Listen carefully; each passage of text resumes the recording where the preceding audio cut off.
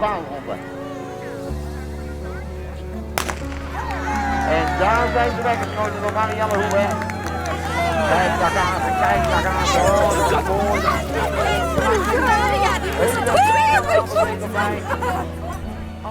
De prikkels en de knuffels die je krijgt. Dat is ook geweldig en daar doen we het ook wel voor. Ja, ja.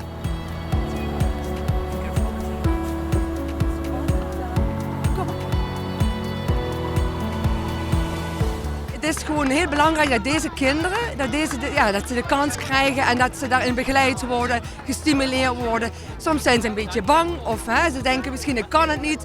En door ze de veiligheid te geven van alles is goed, je bent goed zoals je bent. Ja, hopen wij hier vandaag een hele mooie dag te beleven.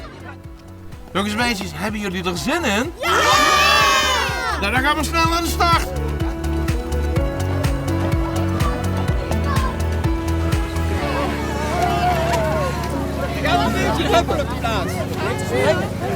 Kom op!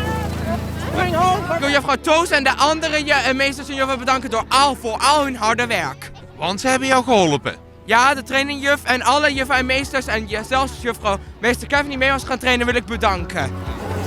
Oh, lekker warm worden. Ja, de laatste! En ze zijn hartstikke enthousiast. Dat zouden ze eigenlijk elke dag willen doen, dat hardlopen. De kinderen bij ons op school van Arcadia, die zijn toch meer beweeglijker. En dit is een goede manier om hun beweging ook goed te kunnen te reguleren. En daarna ook weer goed te kunnen leren.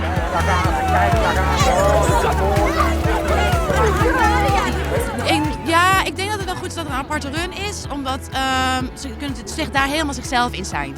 Dus dat is goed en ik denk dat meerdere wedstrijdorganisaties daar echt aan moeten gaan beginnen. Want dat is wel zonde dat we dat soms zien dat het niet zo is. En ik heb wat te zeggen, en eigenlijk moet ik mijn voorbeeld niet vergeten. Opa, hij is een hartpatiënt, hij had nooit moeten stoppen. De beste opa ooit is de beste sport ooit.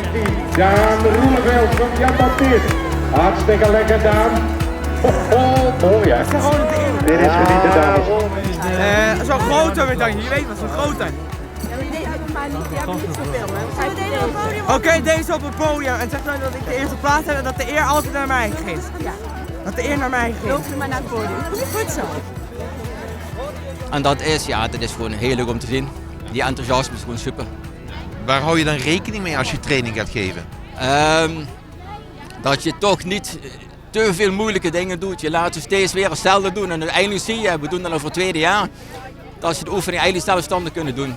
Voor de kinderen iets te doen sporten. Er zijn inderdaad sportverenigingen die niet gespecialiseerd zijn in autisme.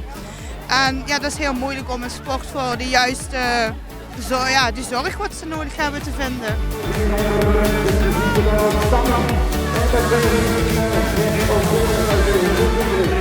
We hebben 5 keer getraind met ze, 2 keer op locatie, dus bij de school zelf. We zijn vorige week hier geweest op de abdij zelf.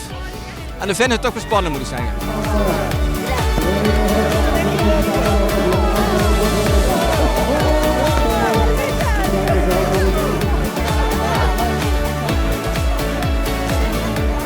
Geweldig om te zien hoe de kinderen genieten, maar ook alle begeleiders. En, weet je, we zijn hier donderdag geweest voor te oefenen. En dan is het een kaal terrein en vandaag is het echt een sportevenement. En het is zo mooi om dit mee te maken en om deze kinderen ook deze kans te bieden. En